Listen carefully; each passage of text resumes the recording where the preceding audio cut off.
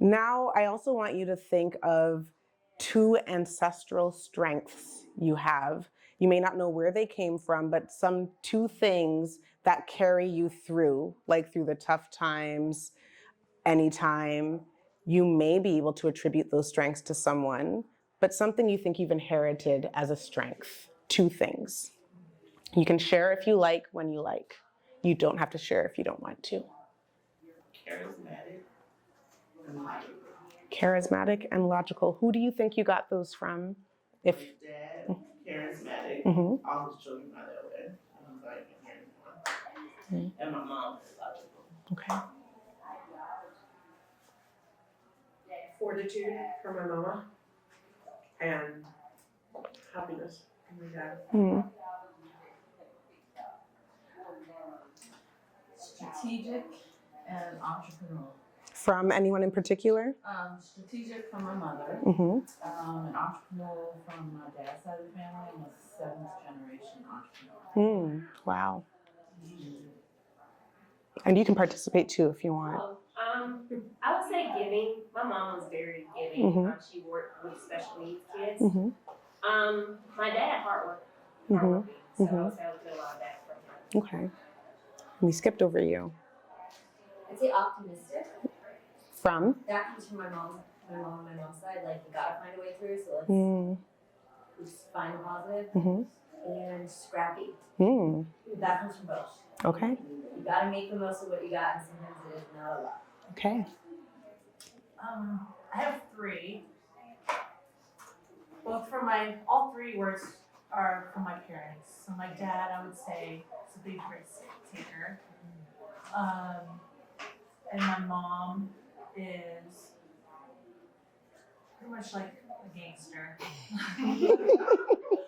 and they're both just really bold, or more brave, actually, because of their history as refugees coming to a new country, starting a new life. And I would say out of fortune, entrepreneurial. Okay. Because Cool. of needing that big start. All right. I called this time together rooted resilience because I believe that our ancestors are like the roots of who we are. And knowing whether it's their names or anything about them, or even having questions about them, can be a very powerful thing. Most people experience trauma. And it doesn't have to be the trauma like Olympics where we're like, well, my people are more traumatized than your people. But for each of us to be able to just acknowledge what our community or family or individual experience is, I think it's okay to not compare. And we live in a world where there's a lot of comparison. I believe in the harmony of science and faith. Faith without science can become a bit like superstitious and sometimes dangerous. And science without a moral foundation can also be hella dangerous. And we can't explain everything. So that's one of the reasons why I asked you to like think about where these things came from, because you may not actually know, and that's okay. Sometimes we feel like we have to answer the question. And among other things, I'm a genetic genealogist. And I'm also a social worker. And I think that genealogy is something that can be approached very haphazardly and just kind of like, ooh, this company had a sale. I'm gonna spit in a tube and see what happens. And regardless of what your background is, you're likely to find something you weren't looking for and something you're not terribly excited about. Or somebody else took a test and you didn't intend to have your information out there. But if anyone's related to you and they spit in a tube, your information is out there. Right? So I think that for me, I delved into genealogy at the age of 17 when a Dutch historian reached out to my Ghanaian grandfather who was on his deathbed. And she said, your family surname showed up on a roster of African soldiers who fought for the Dutch in an 1800s war in Indonesia, the Java War. We knew nothing of this. My parents are both from Ghana. That's how they identify. And I've never really known how to identify. So I asked you a question that would have been very challenging for me to answer. People will ask me things like, where are you from? How do you identify? And the only thing that I feel doesn't change about me is my soul. Not everyone believes in a soul, but that's the only part of me that I believe will exist through time and eternity, through all circumstances. And I think my ancestors probably survived a lot of things because of their spiritual fortitude. And most people's ancestors probably experienced a lot of things because of their spiritual fortitude. And so I like to call on that aspect of ourselves a lot. And when I work with people as a social worker, as a genealogist, even as a Pilates teacher, I ask people if we can start with prayer or meditation or a centering to take care of our soul and to not just like rush into our body. So would everyone be okay with me offering a prayer for our mothers? Yeah? I don't say amen at the end of my prayers, just so you know. O thou forgiving God, forgive the sins of my loving mother. Pardon her shortcomings. Cast upon her the glance of thy gracious providence, and enable her to gain admittance into thy kingdom. O God, from the earliest days of my life, she educated and nurtured me, yet I did not recompense her for her toil and labors. Do thou reward her by granting her eternal life and making her exalted in thy kingdom. Verily, thou art the forgiver, the bestower, and the kind.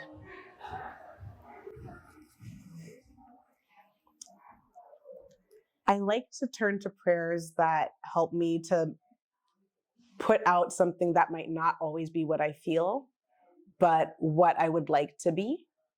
And so sometimes I may not have felt nurtured, but maybe my mom nurtured as much as she could.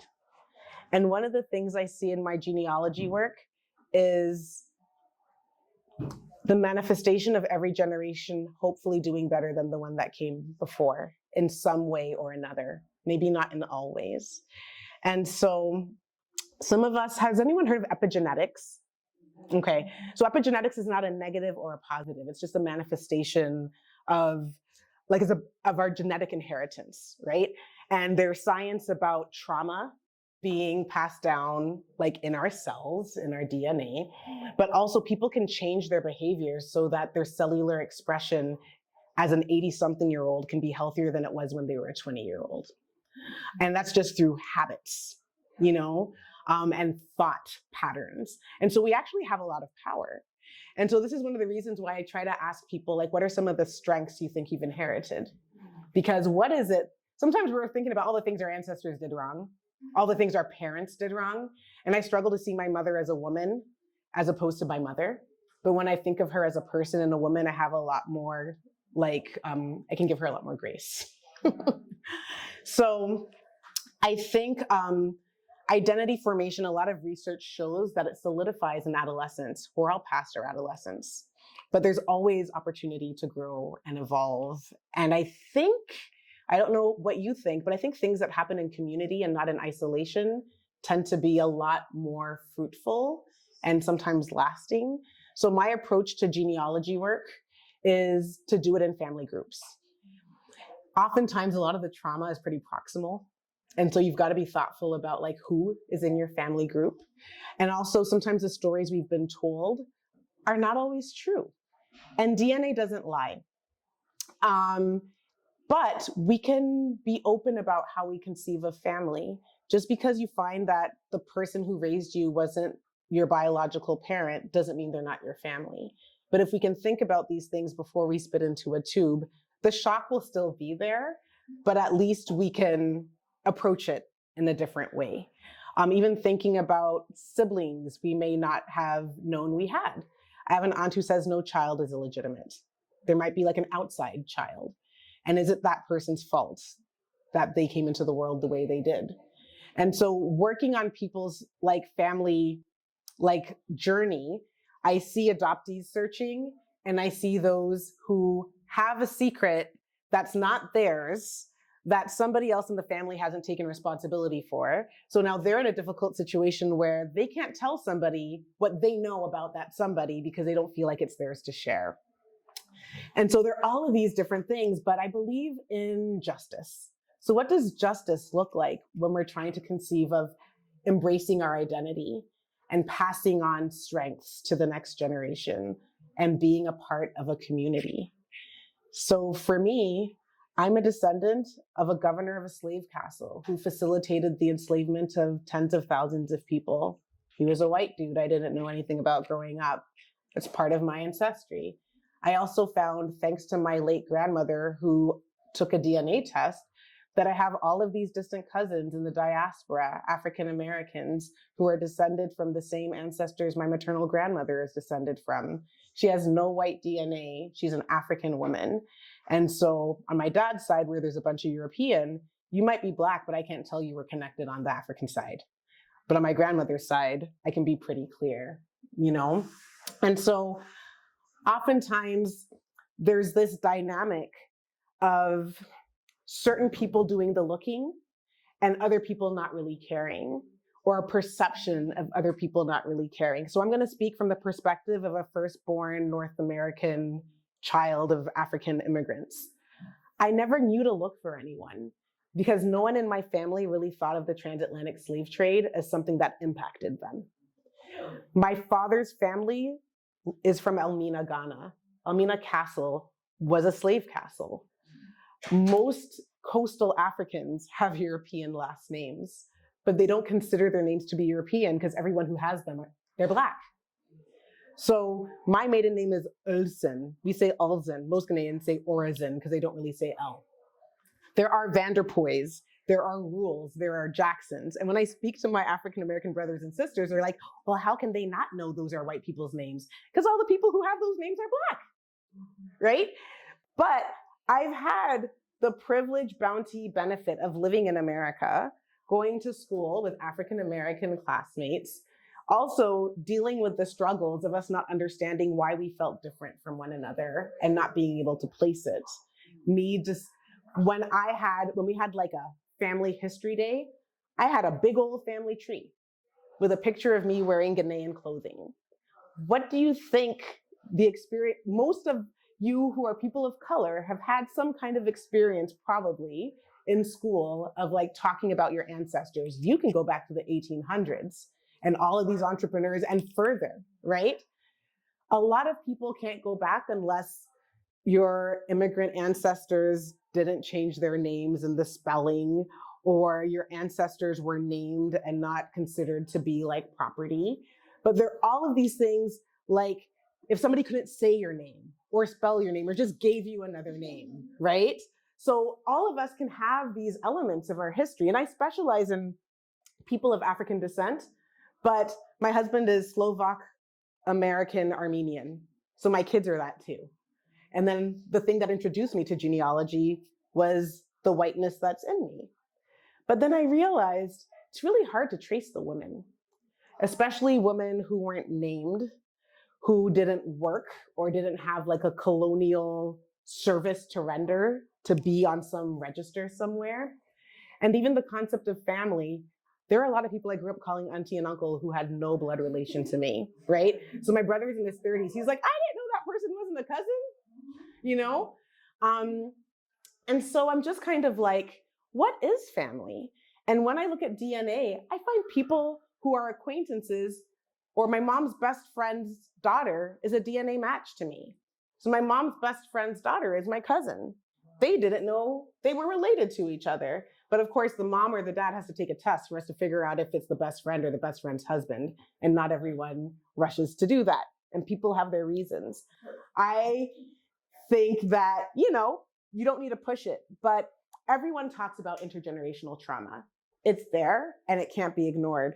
But I want us to be able to think of our intergenerational resilience and strengths and the gifts we have that have carried us through. Maybe we can identify from whom they came, maybe we can't.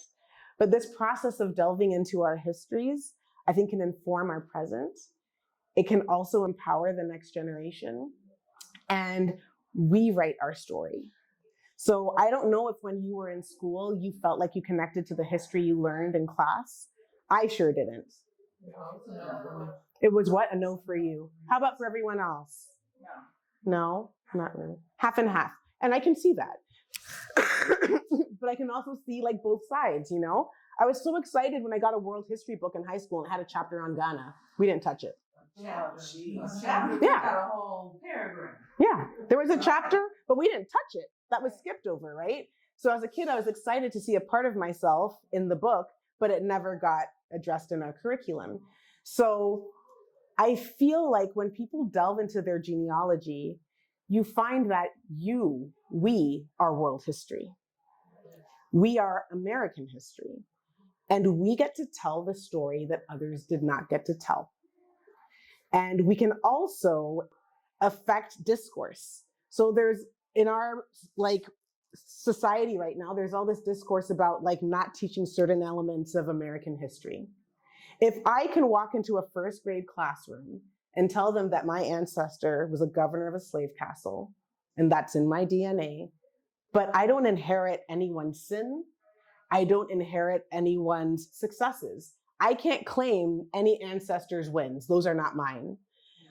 But if I know my past, I can do something about it. So for me, when I find DNA matches, if I can help somebody figure out where they come from, if they want to know, and I have a part of that key, is it not my duty to do so? And also, when I connect to that person, I learn more about myself. And I'm able to now go back to all of my Ghanaian family members who have gotten a video from an African-American woman from California who has said, your family is my first connection to the continent. And she was able to address all of them at my late grandmother's memorial gathering in Ghana. And that was the first time people in that family recognized that they were one with the Black people on the other side of the ocean, like truly one. And so our world is based in othering, right? And I look at genealogy, and you can look at it as othering, right? Like I have all of this, I have none of that. But through it, I see the oneness of humanity. And our lived experiences don't reflect the oneness of humanity. Like structural racism does not reflect the oneness of humanity. So there's the social impact of these things, you know, like race, but then biologically speaking, it's no different than height. But we live it very differently from height. So how can I raise my children to know that people see them a certain way, but that's not how they have to see themselves, that they have to move thoughtfully and safely in the world, but that they can have a sense of self that is changeless in their souls. And they've inherited beautiful things, but they also are the descendants of folks who did some pretty terrible things. But what are we going to do with that knowledge? How can we contribute to a better society? And how, as families, can we come together and support each other in what we're learning? Can we be open about things? Maybe, maybe not. My father is a psychiatrist and he won't talk about his mother's mental health issues, but his brother did. And because I was starting to delve into our family history, I had questions I never had. But when I started bringing up those questions and having conversations with people, they started to recall things they hadn't talked about to anybody. And I started to learn that my grandmother also practiced like traditional African religion. And I didn't know that it was that close to me, you know, because my family does not practice that in our nuclear family. You know, we follow Abrahamic traditions of religion. And so just because things aren't talked about, things aren't celebrated, it doesn't mean it's not a part of us. And the things that some might be ashamed of, it doesn't have to be a thing of shame. But how can I engage my siblings and my parents and my grandparents who are now gone, who I didn't get to talk to about all these things because I didn't know to talk about them? Most of us think about these things when people die. And I want to help people to think about what you can do before you lose those people. And this is where math and science comes in. I'm a French teacher, social worker, chorister, okay? Like I did not train to be a scientist. But when I started learning about the science of DNA, it blew my mind because each of us got about 50% of our DNA from our mother and 50% from our father. But if you have siblings, they each got a different 50%. It's not identical unless you're identical twins. So people go on these websites and they're like, why does my brother match with this cousin? I know that's my cousin. Why don't I match with them? it's still your family. You just didn't end up with the same slice of DNA, right? And we don't think about that. So like my brothers and I, there are 3 of us, but each of them will end up with some different matches from me. So sometimes people will say, my sibling took a test, I don't need to. But because all 3 of us have taken tests, I can find more people who are connected to all of us. I was the first one in my family to test. Every holiday there was a discount, I bought somebody a test. My parents tested and I could see these people are on my mom's side, these people are on my dad's side. Because my mom and dad have more of their genetic makeup than I do, they're more likely to match more people that I wouldn't have matched because I have half of what they have. And my dad has a sibling who tested. So my uncle has matches that my father doesn't have. My mother's mother was the last grandparent living when I was starting to do this work. Because of her, I was able to reach out to people and say, you're connected to my late maternal grandmother, whose name was this from this part of Ghana. Would you like to talk? And then we get on Zoom and I show you on Google Maps, one of 2 places, because she had a mother and a father and they didn't test, that you have ancestral connection to. So for me, I'm like, DNA tests can just be like a gimmick, but it can also be an opportunity for connection. My mother-in-law who thinks she's boring and like a Slovak American, I'm like, Mama, you've got Russian and Ukrainian in you. She's like, I do? I was like, you have this tiny piece of Balochistan. Do you know where Balochistan is? It's like in Pakistan, you know? And so like, I always meet people, they're like, I'm just white.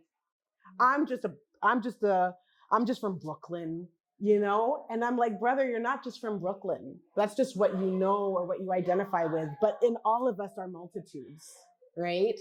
And for me, every time I meet a person, genealogy just helps me to get closer to you.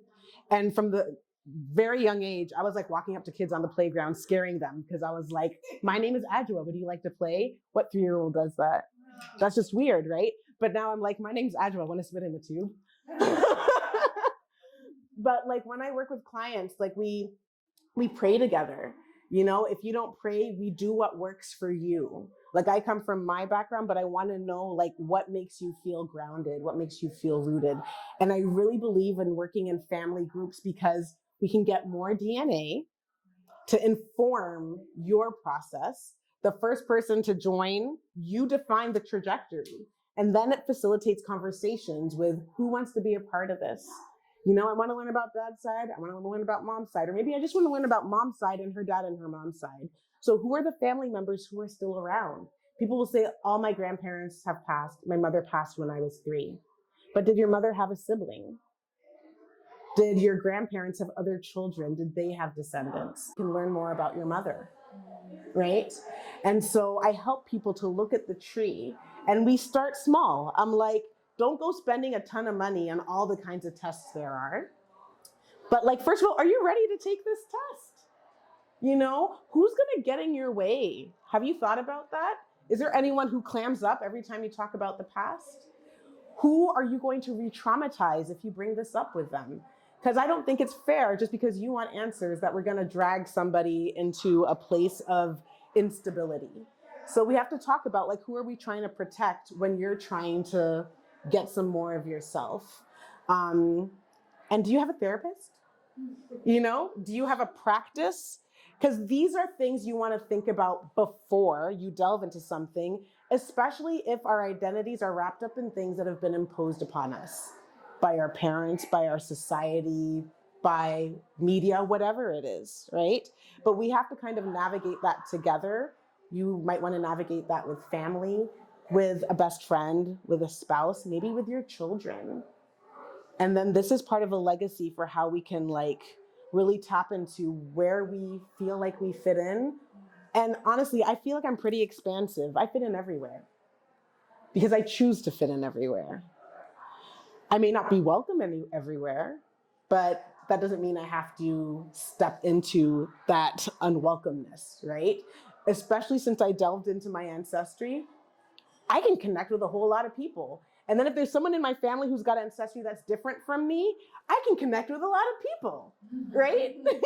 And so I meet somebody, it may not be my ancestry, but my mother-in-law, that connects us because she's a part of my family.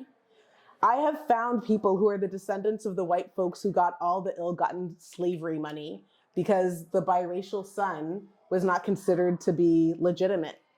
And so he landed in the Netherlands an orphan because his dad, the governor of the slave castle, died on the ship. And after he sold off all of these Black souls, he sent his orphan son to be brown in Europe by himself. And so all these distant relatives got all this money from this guy they never heard of. And these like private slave traders ensured enough money was put aside for this little brown boy to get an education. Yeah, he was an alcoholic. I've like seen the records of him getting into bar fights with a rapier, which is a kind of a little dagger. And he was in the Navy and had a lot of issues. But I'm like, yeah, I'd have issues too. And so when I'm able to kind of delve into the stories of these people, I don't have to celebrate the terrible places or the roles they played in the past. And I don't have to humanize them to forgive anything, but it helps me to think about things like, someone in my grandmother's past was taken into slavery. Nobody in our family talks about that. When I ask about it, nobody seems to know about it. But if somewhere in the past, someone was taken, that generation suffered a pretty profound trauma. That was passed down. So let's say they were twins. One was taken, one was left. The one who was left, did she ever tell her husband that she had a twin who was taken? Did her children ever know? But was she super protective? Was she very fearful? And are there elements of the cultures of people on the entire continent or the parts of the continent that were impacted by slavery or colonialism that reflect this like collective trauma that really isn't thought about? We're just like, this is just how we are, right? But when you start seeing things in the names of your ancestors and the ways they moved and people who didn't seem to be mentioned at all, I'm like, there is a test for me to learn about the women in my family, even if their names aren't there. And I can learn about my lineage, even if their names aren't on documents. And I want to do that for other people. And so I feel like this is my soul's calling. I'm a lot of things, but my kids like Frozen, just like any other kid. And my husband, who is white presenting and frankly just white, he hates Frozen. He's like, if Elsa was a real person, her nose would collapse on itself and her face would collapse and her brain would fall through and she wouldn't be able to breathe because no one's nose is supposed to be that skinny and small. He's like, that is not real. Her head is too big for her neck. And then I say to my daughters, look at this map with all these colors. Where are you from? And the youngest one says, I'm from Indiana. And I'm like, well, you were born in Indiana, but this is America. Does it have any color on it? She's like, no. And I'm like, so what does that mean? She's like, it means I'm not from there. But I'm like, you're from there because you were born there, but it's not part of your DNA. That wasn't given to you in your body. But where do you see colors? And so we start to learn about the globe. We're doing a geography lesson related to her. And then we see Norway. I'm like, that's where Elsa is from. She's not real, but you have DNA from Norway. Isn't that cool? Who needs Elsa when you've got you? You know? And so for me, it's like, you can engage a 4-year-old in this. And there are all of these messages coming at them. But now that I'm going through this process, my child can see herself in a way that's not like, I'm ashamed of the Norwegian. Why should she be? Right? Or I'm ashamed of this or another, or like, you didn't earn any of this, but it's your legacy. And so how are we going to inform our legacy? And we got like a children's atlas, so we could read about all the places, regardless of whether we know who gave us the DNA from those places. So we learn about the art, the language, the music, the economy. And then we also see things that are inaccurate in these books, you know? But it gives us an opportunity for a re-education. And I want that to be something my kids can go into school with and be able to question. So I've been questioning a lot on my own journey, but I love that when I get on a Zoom with someone, they're like, you're like that Henry Louis Gates Jr., but for the people. They're like, I've never seen this document. I show you your ancestor's name on a census document. But the thing for me is anybody can do this because I started when I was 17. right? I did it without DNA, but I had to delve into the whiteness to get to the blackness. And that's really hard for a lot of people to do. So I like to do that for people, right? If you are like, I don't want to see the results of my test, do you want me to keep that test for you and only tell you what you want to know? But at some point, if that information is out there, it's out there, right? And so I just like to help people to think about the why and like, how can this benefit you? How can it be hard? Who's in your corner? What's your community? And like, how can this be like reparative justice, where you're not looking for somebody else for the justice, but we can make our own justice and find community. And so I'm building a community of people who are delving into their ancestry and trying to do it as a community, where we're thinking about the next generation, our current generation, and our ancestors. And I do Pilates as well, so we can take care of our bodies. So that's kind of who I am and where I'm coming from. But I also want to give you an opportunity, now that you've thought about yourselves, do you still identify in the same ways you started with? Yeah. So, but these are the things where we sit together, we look at your tree, we're like, who can you talk to? But the thing is, when you take the test, you'll find people you match to who are willing to test for you. They may not know you, but they might be like, yeah, this is the same family. I want to know that too. And so you, like, it's just a matter of communicating with people. And so oftentimes we're just thinking about who we know and what we know. But when you take the test, you have so many more resources out there, potentially more drama too. How do you deal with the question around like security and all of that? Yeah. Trust. Yeah, absolutely. I'm like, do you use credit cards? Do you have passwords online that often get breached? And they're like, password alert, change all your passwords. I think it's a very personal decision. And that's one of the reasons I don't like pressure people one way or another. The science is out there for if I'm just walking outside and I sneeze, my DNA can be captured. I've had medical procedures. I've seen a doctor. My genetic makeup is out there. So if somebody really wanted it, they could get it. For me, it's a matter of the trade-off. I want this information for myself and my children. And for me, that's worth it enough for me, because nobody else is going to find this information or do what I would do with it. But by the same token, like, I understand why somebody wouldn't. Some people come from a place of, I only want to support Black business because of things like Henrietta Lacks, and then there are companies out there who will speak to that. We don't store your sample, we destroy your sample. And that comes from a place of like, let's protect, right? Based on hurts that have happened in the past and are still happening. For me, as thinking scientifically, I'm like, don't destroy my sample, because then I have to spit again.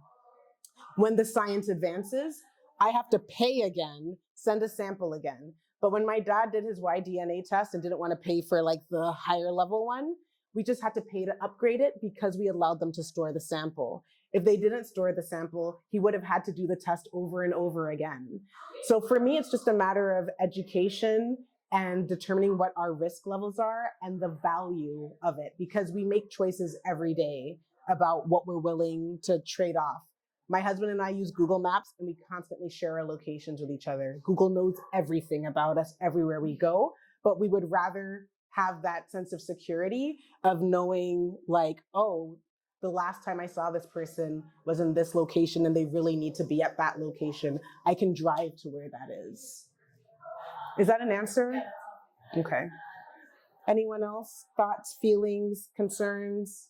Yeah. 50 and I'm like, Yeah. Can we all stand together before we leave? Oh no. Okay. So just stand hip width distance apart. Take your hands up to like frame your ears. I want you to be able to see your arms and your peripheral vision. And then bring your ribs back just a little bit, like as though you have a wall behind you. And imagine a beach ball in front of you. As your feet stay stable, you're reaching your arms forward as your ribs are drawing back. Do you feel the pull? You want to feel as though there's a string as you go down, reaching your back towards the ceiling as you're reaching down. And then just relax at the bottom and turn your head from side to side. Nod up and down. And now with your fingertips directing the movement towards the wall in front of you. Reach all the way up, arms out to the side. Roll your shoulders a couple of times. And I leave you with that.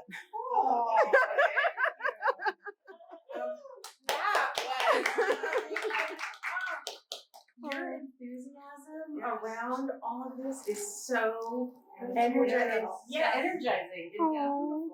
Thank you. And all of us are multitudes. That was so good. Oh. Thank you everyone for being here. I saw like only Dana had signed up. So I was like, I'm just gonna hang out with Dana. I was